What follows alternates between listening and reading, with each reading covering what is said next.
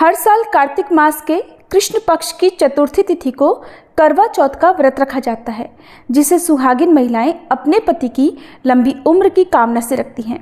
साल 2025 में करवा चौथ का व्रत 10 अक्टूबर दिन शुक्रवार को रखा जाएगा।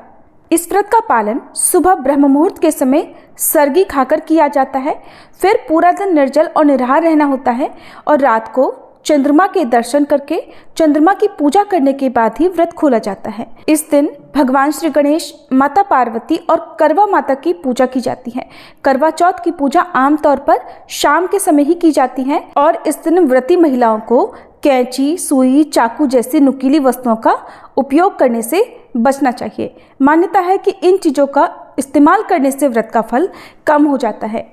शाम के समय पूजा के शुभ मुहूर्त में व्रती महिलाएं एक साथ बैठकर करवा माता की कथा पढ़ती या सुनती हैं। रात में चंद्रमा निकलने पर चंद्रमा को छलनी यानी चलनी से देखकर, फिर उसके बाद पति का चेहरा देखकर पति के हाथों से ही जल पीकर व्रत खोलती हैं। इस बार चतुर्थी तिथि 9 अक्टूबर गुरुवार को रात 10:55 से शुरू होकर 10 अक्टूबर शुक्रवार को शाम 7:38 पर समाप्त होगी। इस दिन ब्रह्म मुहूर्त सुबह 4:49 से 5:37 तक रहेगा। ब्रह्म मुहूर्त में सुबह 4:30 बजे तक आप सरगी ग्रहण कर सकती हैं।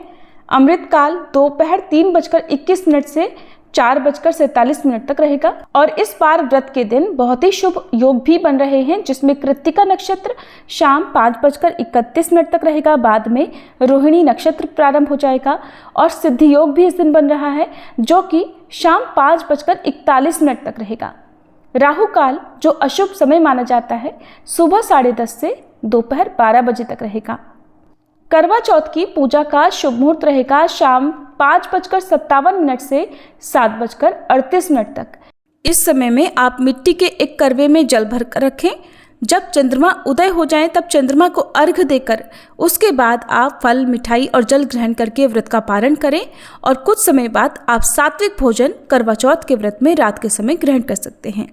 चंद्रमा उदय होने का समय रहेगा रात 8:33 पर। इस समय के बाद से आप अपना उपवास खोल सकती हैं। यदि किसी कारण से चंद्रमा ना दिखाई दें तो आप ऐसे में, यदि आपके पास चंद्र यंत्र है, उनकी पूजा कर सकती हैं। नहीं तो भगवान शिव के मस्तक पर विराजमान चंद्र देवता को अर्घ्य देकर भी व्रत का पारण किया जा सकता है।